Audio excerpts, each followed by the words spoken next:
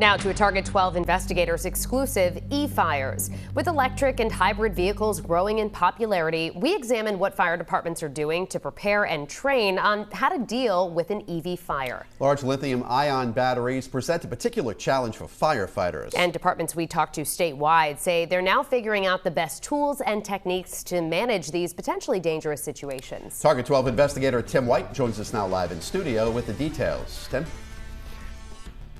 Mike and Shannon, electric vehicle fires are very rare. In fact, we found only one Rhode Island fire department that has responded to an EV fire, but firefighters statewide are right now getting up to speed in how to deal with these challenging fires.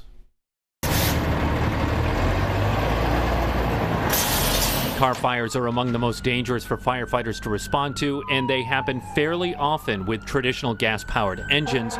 Electric vehicles present an even greater challenge if the battery overheats or ignites. They're very safe, but when they have an issue, they definitely have a bad issue. These are images from the Sacramento Fire Department after a Tesla spontaneously caught fire. To access the power source, firefighters had to jack up the vehicle to continuously spray the lithium-ion battery with water, and it takes a lot. The thousands of gallons it would require to put one of those out once the thermal runaway starts. And even then, Captain Chris Lannon with Special Hazards at the Providence Fire Department says firefighters can't assume the fire's out. Even after some of these vehicles are extinguished and they're on a tow truck, on top of the flatbed, they will reignite either en route to the auto body shop or sometimes long after somebody left them at the auto body shop. This training video from the National Transportation Safety Board shows a Tesla reigniting on a flatbed in California, and 5 days after this crash, which resulted in a battery fire, the car reignited at the tow yard and firefighters had to come back.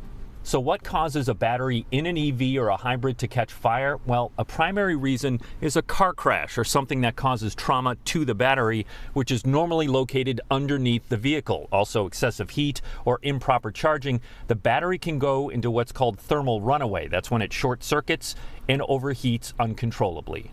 Once the battery is in a full thermal runaway, you're going to hear hissing, popping. It's going to be like a jet engine. It's not going to be like a regular car fire. In Rhode Island, electric vehicle and hybrid sales are growing thanks in part to state and federal incentives.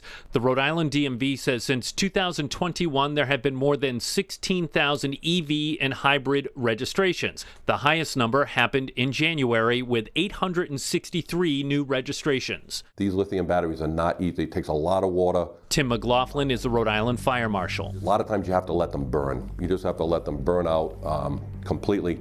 But hopefully you can get it away from anything that's combustible. Back to this California video, you'll see firefighters smartly had the car placed at a distance from other vehicles at the tow yard. But in congested Providence, that is not always an option. It's especially a problem in parking garages and other commercial spaces. Firefighter Dan Rinaldi says there is a risk of a chain reaction. What do you have next to an electric vehicle most of the time? Another electric vehicle and another electric vehicle, because they're all charging next to each other. Rinaldi says the department is looking into EV fire blankets like this one to pull over a car to contain a battery and thermal runaway, but the blankets will not put out the fire because lithium-ion batteries don't need outside oxygen to fuel the flames. Captain Lannon says conversations among stakeholders. We need to have everybody at the same table, whether it's the tow companies, state police, DEM, everybody that's going to be a player in this event are just beginning. When this happens, and it's going to happen, it's a matter of when. So when it does, what's our plan going to be?